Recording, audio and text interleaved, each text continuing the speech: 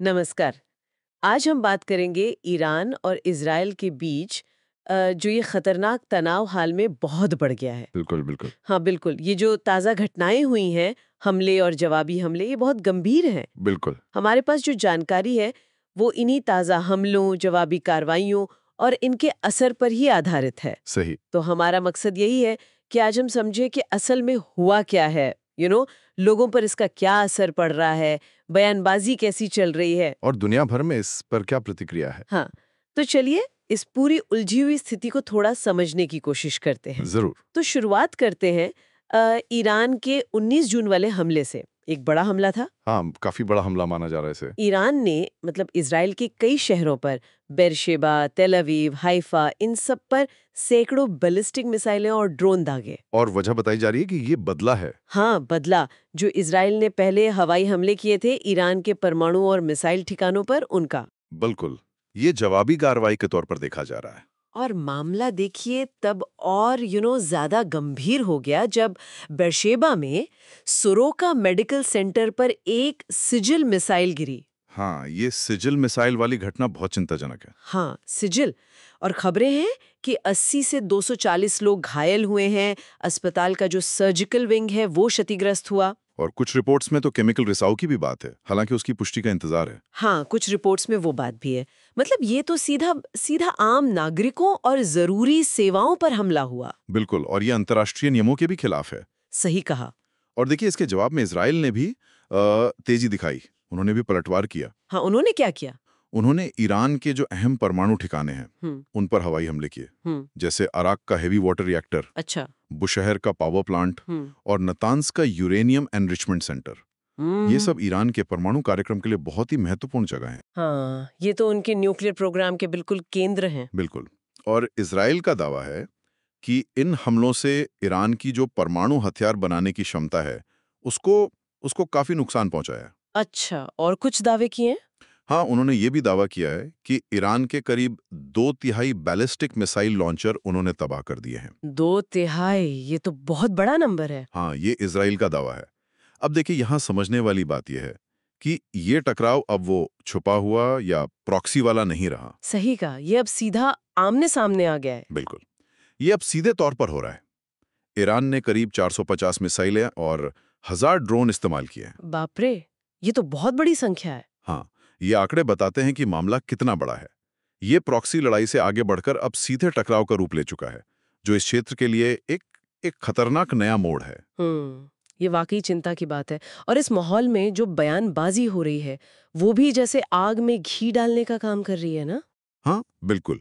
बयान बहुत तीखे आ रहे हैं दोनों तरफ से। इजराइल के रक्षा मंत्री योआव काट्स, उनका बयान तो मतलब बेहद सख्त था। उन्होंने कहा कि ईरान के सर्वोच्च नेता आयातुल्ला खामेनी हम्म। को अब अस्तित्व में रहने की अनुमति नहीं दी जा सकती। अरे बाप रे, ये तो बहुत बहुत बड़ी बात कह दी। हाँ, ये सिर्फ धमकी नहीं लग रही है, तो सीधा मतलब रेजीम चेंज या नेतृत्व को हटाने का इशारा लगता है। बिल्कुल, ये सीधा हमला है उनके नेतृत्व पर। और दूसरी तरफ से भी जवाब उतना ही कड़ा आया है। हाँ, आयातुल्ला खामेनी ने क्या कहा? अयातुल्ला खामेनी ने जो पूर्व अमेरिकी राष्ट्रपति ट्रंप की मांग थी, बिना शर्त आत्मसमर्पण वाली, हाँ हाँ, वो सुना था। उसे सिरे से खारिज कर दिया और चेतावनी दी कि अगर अमेरिका बीच में पड़ा तो ईरान संयुक्त राज्य अमेरिका को निशाना बनाएगा और ऐसा नुकसान पहुंचाएगा जिसकी भरपाई मुमकिन न हो। उफ, ये तो मतलब सीधी धमकी अमेरिका को। हाँ, ये सिर्फ बयान नहीं है, ये एक तरह से अपनी ताकत दिखाना भी है और पीछे न हटने का संदेश भी है, शायद अपने लोगों और सहयोगियों के लिए। तनाव तो इससे और बढ़ेगा ही, घटने की उम्मीद कम लगती है। निश्चित रूप से ये बयानबाजी माहौल को और बिगाड़ रही है। और इस सब का जो भयानक असर है, वो आम लोगों पर पड़ रहा है। इजराइल में करीब 440 लोग घायल हुए हैं। और ईरान में मरने वालों की संख्या वो तो 639 से ज्यादा बताई जा रही है। ओह, ये तो बहुत बहुत ज्यादा है। हाँ, और इसमें वो लोग भी शामिल हैं जो पहले के हमलों में मारे गए थे। मतलब 260 से ज्यादा आम नागरिक। हाँ, ये मानवीय क्षति बहुत ज्यादा है, बहुत दुखद है ये। बिल्कुल। और खबरें ये भी हैं कि तेहरान से हजारों लोग डर के मारे शहर छोड़ के जा रहे हैं, पलायन हो रहा है। हाँ, जब ऐसे हमले होते हैं तो लोगों में डर बैठ जाता है। हाँ, लोगों की जान जा रही है, घर छूट रहे हैं।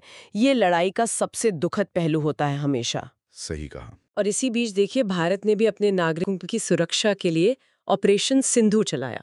हाँ, ये खबर आई थी। करीब 110 भारतीयों को ईरान से सुरक्षित निकाला गया। ये दिखाता है कि हालात कितने गंभीर है कि दूसरे देशों को अपने लोगों को वहां से निकालना पड़ रहा है। बिल्कुल, ये स्थिति की गंभीरता को दर्शाता है।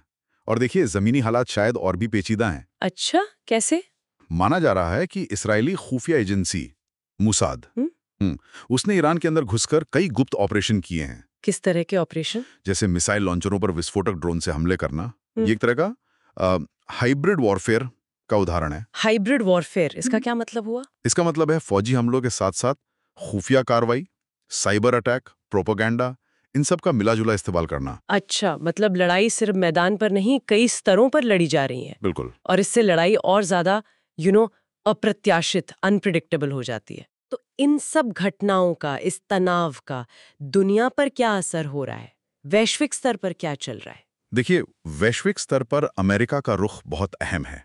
खासकर ट्रंप प्रशासन की बात करें तो वो सीधे तौर पर इस लड़ाई में कूदने पर विचार कर रहा है। सीधे तौर पर मतलब सैन्य हस्तक्षेप? हाँ, ऐसी बातें चल रही हैं। शायद बंकर बस्टर जैसे जो ताकतवर बम हैं, उनका इस्तेमाल करके ईरान के ठिकानों को निशाना बनाने की। अरे, ये तो बहुत बड़ा कदम हो सकता है। इसके नतीजे तो बहुत खतरनाक हो सकते हैं। बिल्कुल, इसीलिए शायद बाकी दुनिया की बड़ी ताकत है। हाँ, जैसे यूके, जर्मनी, चीन, रूस और संयुक्त राष्ट्र, ये सब दोनों पक्षों से कह रहे हैं कि भाई संयम बरतो, शांति रखो। हाँ, शांति अपील तो सब कर रहे हैं। जिनेवा में शांति के लिए बातचीत भी चल रही है, लेकिन सवाल वही है कि इस बढ़ते तनाव के बीच ये कूटनीतिक कोशिशें कितनी कामयाब हो पाएंगी। ये देखना होगा, क्योंकि वे सब चाहते हैं कि लड़ाई और फैले नहीं।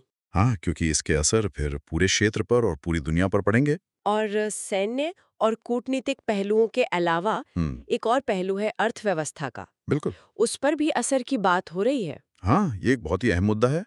देखिए, हॉर्मुज जलडमरू मध्य। हाँ, स्ट्रेट ऑफ हॉर्मुज, तेल के लिए दुनिया का सबसे जरूरी रास्ता। बिल्कुल, दुनिया की सबसे जरूरी समुद्री राहों में से एक है तेल सप्लाई के लिए, और ये सारा तनाव उसके बिल्कुल पास चल रहा है। तो अगर यहाँ लड़ाई बढ़ती है या ये रास्ता बंद होता है तो तेल की सप्लाई बुरी तरह बाधित हो सकती है, और कच्चे तेल की कीमतें, मेरा मतलब है $100 प्रति बैरल के भी पार जा सकती हैं। ओह, $100? हाँ, और सोचिए, भारत जैसे देश जो अपनी जरूरत का ज्यादातर तेल बाहर से ही मंगाते हैं। हाँ, हम तो बहुत ज्यादा आयात पर निर्भर हैं। उनकी अर्थव्यवस्था पर इसका कितना बुरा असर पड़ेगा।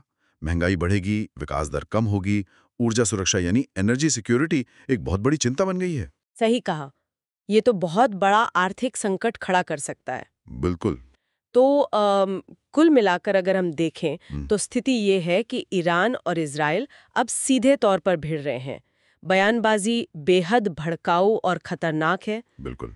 आम लोगों को भारी नुकसान उठाना पड़ रहा है, जानें जा रही हैं, लोग विस्थापित हो रहे हैं, अमेरिका के सीधे शामिल होने का खतरा मंडरा रहा है। हाँ, ये एक बड़ा खतरा है। और पूरी दुनिया की अर्थव्यवस्था पर भी संकट के बादल हैं, खासकर तेल की कीमतों को लेकर। सही। तो आगे नजर रखनी होगी कि अमेरिका क्या फैसला लेता है, ये कूटनीतिक कोशिशें कितनी सफल होती हैं, आम नागरिकों की सुरक्षा कैसे सुनिश्चित होती है। हाँ, और तेल बाजार किस करवट बैठता है, ये सब देखने वाली बातें होंगी। बिल्कुल। और जाते जाते एक सवाल मैं सोचने के लिए छोड़ना चाहूंगा। हाँ, जरूर। ये जो हम देख रहे हैं, प्रॉक्सी युद्धों से हटकर अब सीधे राष्ट्रों के बीच ये लंबा टकराव शुरू हुआ है। ये मध्य पूर्व में जो लंबे समय से चले आ रहे गठबंधन है, जो शक्ति संतुलन यानी पावर बैलेंस है, उसको कैसे बदलेगा? ये बहुत महत्वपूर्ण सवाल है। कैसे, मतलब देशों के बीच सीधा टकराव, डायरेक्ट कॉन्फ्रंटेशन एक तरह से सामान्य हो जाएगा? क्या ये एक नया नॉर्मल बन सकता है? इस पर वाकई गौर करने की जरूरत है। इसके दूरगामी परिणाम हो सकते हैं। बिल्कुल, इस पर सोचना जरूरी है।